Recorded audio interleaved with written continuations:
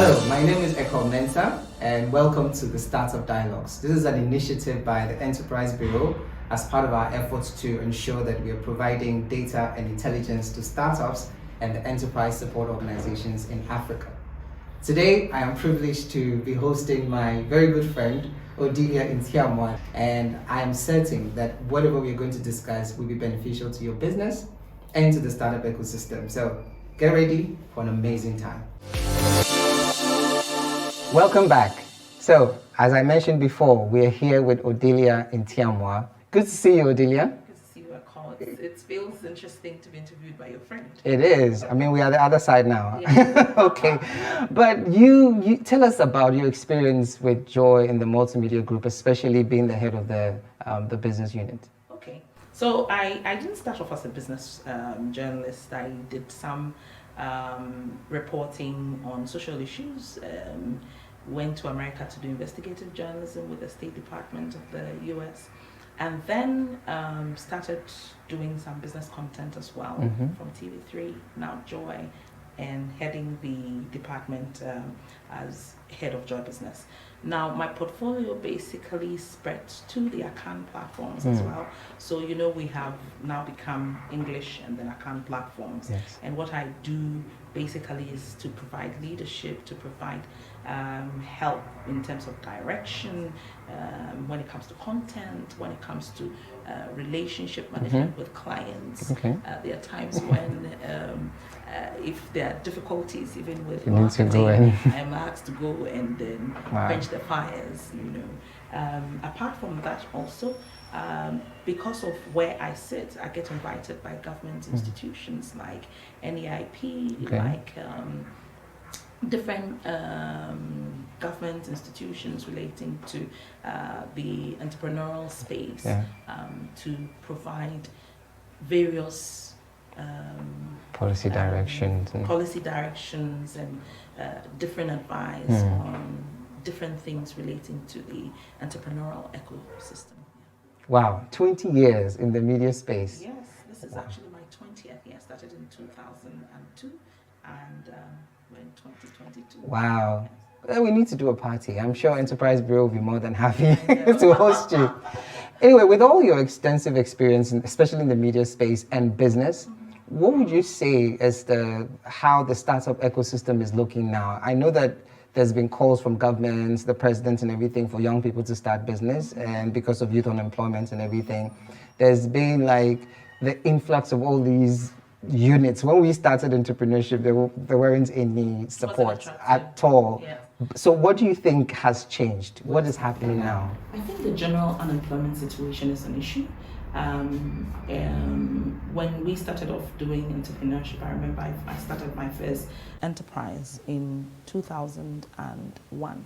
Registered a business with my friend on campus. Wow. We didn't have too much internet business now. Dial-up. We didn't have even the information. We didn't have a designated government institution or institutions that were really open for the startup ecosystem and of course even the entrepreneurial space. And so we didn't have all of that. Yes. And so if you started a business and you thought that it wasn't really working, Charlie, you bounced off to the corporates and then you got yourself a job. And of course that's what happened to me. At a point I left corporate, started private, saw that it wasn't working, came back to corporate. I'm sure one day I'll go back. But the reality is that that was what we had. But in the current state, it's not like that. Okay. The jobs are not there. Sure. So you've got to think innovative. You also have got to survive. And so you will have to do something. And that will mean that even if it means a degree holder learning how to do beads and starting off something like that, or learning how to sew, and which wasn't a thing for a graduate. But now the innovation that these startups are putting into the business is amazing. And so you can even be a beads maker and you have a master's degree, and you're finding that people think you've done such a good job. And so I know that Ghana has a lot of awards, and people sometimes have said that is bad, but that recognition is also energy for the startup ecosystem and even the entrepreneurial ecosystem, because people know that if they come up with something that is innovative, that is creative, that is not what was done in the past, people will also pat them on the back. And so on a consistent basis, you're seeing people coming up with things that is really out of the normal, because everybody wants to one day be called to be interviewed like this on, you know, some innovative things that they are doing. So for me, and then there are several government institutions now that even if you were not directly affiliated to them, but you were providing some unique solution, they will come to you. Now, you didn't need to go to them. They will find they actually come in, you know, they will actually come to you. MEST, which is GIZ, which is German-led. It's all these institutions are going to come to you because you're doing something unique and beautiful. So for me, the entrepreneurial ecosystem, especially the startup, you always have to ask yourself, what's my unique selling point? We at Joy Business even provide free airtime worth about 20,000 Ghana cedis to startups, to the entrepreneurial ecosystem through our Joy Business Fund program. For the past 10 years, we've done this, and it's purely just telling people that it is a space to venture, and it is doable, and you can get it right. Lovely, lovely. So you're on the Startup Dialogues by Enterprise Bureau, and I am privileged to be hosting my very good friend, Odelia Ntiamoah, the head of business multimedia group. And you've heard from her that you have 20,000 worth of airtime that you can actually send her an inbox to claim as a startup, and it's all part of the contributions to the startup ecosystem. And I like the fact that you have first-hand experience as well. And I would just like to ask, what do you think some of the typical challenges of startups, especially in Ghana, are? I think lack of education of the space. A lot of times we venture into spaces that we don't have a lot of information on. Sometimes a lack of a market, a general trust for young people by big conglomerates, big businesses. They don't know why they should entrust their big brands into the hands of young people. A general bad experiences of these big brands with young people whom they give chances that have messed up. A general lack of capital to inject into the business, basically to be able to grow the business from one stage to the other. And then I also feel that one of the key things that is also lacking is education. Now, not education because people don't have information about the space, but the needed skills to be able to deliver with a certain perfection in the space that entrepreneurs say they are in, or people who have startup businesses say they are in, is basically it. And then finally, access to market. Access to market is, for me, I think is one of the key things, but it's actually not like people shouldn't just throw their hands in the air. I think that one key space that a lot of young people have also used is social media, using social media to sell whichever product. People doing any kind of business must know their space. So when I told myself that I have now become head of business for two big brands, that's the Adum brands and then the Joy brands, I said I had no business fraternizing too much on Facebook and TikTok. But my business was actually to be on LinkedIn, for example. So I have stayed consistent there, built a community. My LinkedIn following is 13,000 something now. And so when I post anything there, it makes a lot of sense. And a lot of institutions, individuals are getting connected. I got my first business when I became head of business from LinkedIn. So know your clients or your audience, find where they are and have a little budget for reaching them. Yeah. And I'm sure you should be able to be fine. Great. There you have it. Exposure, experience, education, and being very particular about who you want to serve or who you're serving and where to find them. You can't be in a business that is targeting corporate and you're spending all your time on TikTok. Not that corporate is not on TikTok, but they may not really take it that serious. But whatever you do, make sure you know your audience and make sure you're visiting Enterprise Bureau platforms, because that's what we intend to do and that's what we are very committed to doing. Odelia, let me just ask you, wrapping up, there are a lot of funding going around. I mean, African businesses are doing very well, especially in the venture capital space in the world.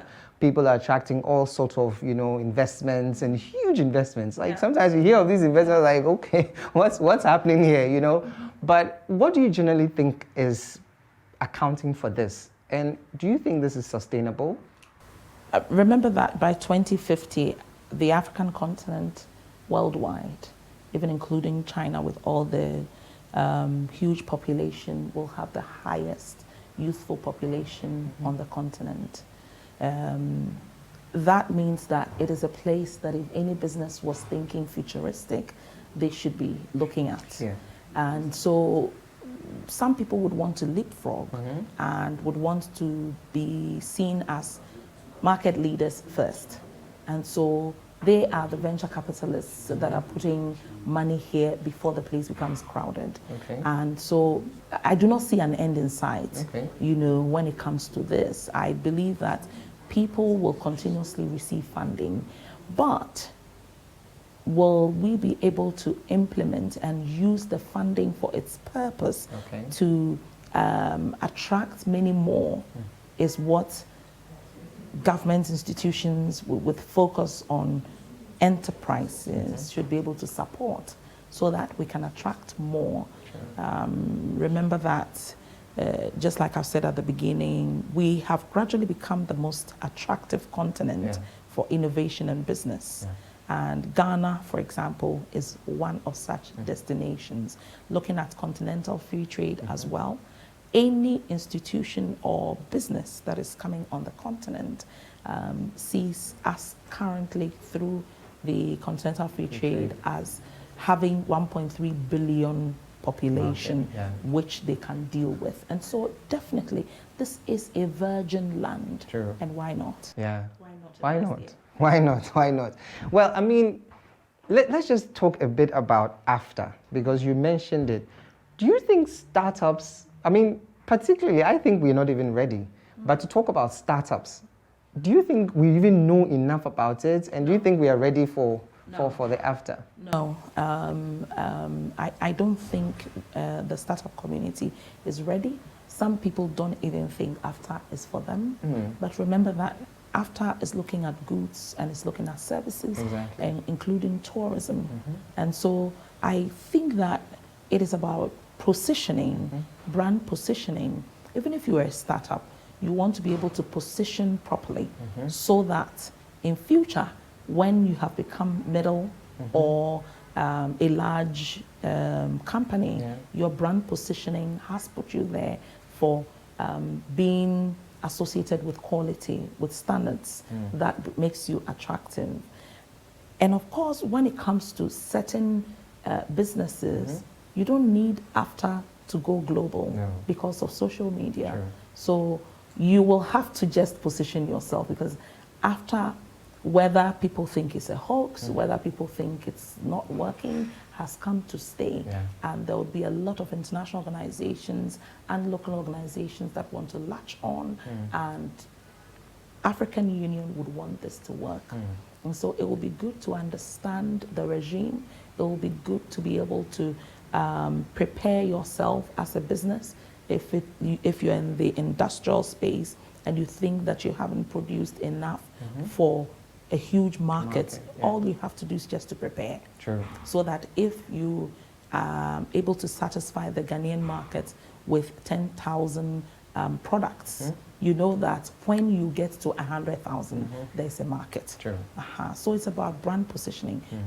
Brands, startup brands, will simply just have to position so that just in case there is a window, you just jump in there and make your business work for you. Interesting. I mean, there's one thing I got from all you said, and I think it was very insightful for me. Whether we like it or not, as long as your business is online, you are playing in the global market. Yeah. So then it's better for you to actually prepare for opportunities that will come. Yeah. I don't know how many of us think like that, but one of the major challenges a lot of us have, especially when it comes to getting big deals, is financing. You work with all these institutions, the banking institutions, the funding institutions, and all those things. What do you think their general perception of a startup is? I think that when it comes to especially the banking institutions, they're still very nervous about startup businesses. Even the venture capitalists who claim to be startup friendly, innovation friendly, they really do not want to get into certain startups. And so for me, the question is, how much of your skin is in the game? Is always what a funder will ask. How much of your skin is in the game? I spoke with Carl Bank recently. I interviewed Carl Bank, and we were talking about a lot of funding available for climate smart businesses. And yet, Carl Bank at the time had several millions of dollars sitting there that they can't get green companies to come and take. And those are the realities. Sometimes the startups are also not prepared. Exactly. But the funding is sitting there and they do not meet the criteria to be able to do that. And that is why I talk about education and people should make themselves available for training. So for example, the Carl Bank story was that Carl Bank had 12 businesses apply, and then just 3 got to the next stage. Wow. And even out of the 3, still the funding source said it was only 1 that was, yes, that qualified at the time. Only 12 businesses? Yes. And that is how, for example, climate innovation is rare in this space. And it's because people don't understand the space. So it's about education. Wow. Welcome back to Startup Dialogues by the Enterprise Bureau. Our vision for this is to ensure that you have access to intelligence and data as you pursue your business and your dreams, and also to inform the startup ecosystem in Ghana, in Africa, and of course the rest of the world. And as we wrap up, Odelia, I just want to know, what do you think people should do going forward, especially startups, and then the organizations and individuals that support startups? What would you say we should do, and what should we look out for going forward? I think that for startup organizations, we should be able to find a lot of data, because one of Africa's biggest challenge is data. And this part of the country is also data. So data is money. And so for startups that even want to go into business can do things relating to data. Look, a friend of mine started an organization that does facts checking, and he's traveling all over the world now, you know. So data is critical. If we don't have data, it's difficult to start business or do anything proper. And so for me, data is critical. And that's why I like this bureau that is being set up, so that it's like your go-to place for anything startup. And it's definitely like a place where people can go for information, for connection, for various things. Currently have something similar in America under Bloomberg, where people can just go there for good information. But when it comes to African information, it's very scanty. And so for us to have an organization that says that this is a data hub that is originating from Africa with African data, I think that's believable, it's commendable, and it's definitely something that people who operate within the startup space and of course the startup community should do and use. Thank you so much, Odelia. You heard it from her. Enterprise Bureau is a place to go for data and intelligence if you're a startup or an organization that wants to support startups. Odelia, what will be your last words to our viewers? I basically will just say that get education. There isn't any time that me as a journalist or talking to people within the business space will have a conversation without information. Sure. So get information within the space that you're operating in and make sure that that information helps you to be able to leapfrog, to stay innovative and put your business out there. Don't be shy to sell your business in any way that you can. Find your audience and play within your audience space. And I'm sure definitely your businesses will thrive. Critical nuggets to the success of your business and of course to the success of the startup ecosystem. This has been the Startup Dialogues by Enterprise Bureau, and make sure you watch, make sure you pin down certain points that will help you with your business, and make sure you tune in the next time. Visit the Enterprise Bureau website and social media pages for all the resources you need to ensure that your business succeeds. My name is Eko till I come your way again. All the best with your business and never give up. And as Odelia says, don't be shy. Sell your business everywhere. Thank you very much.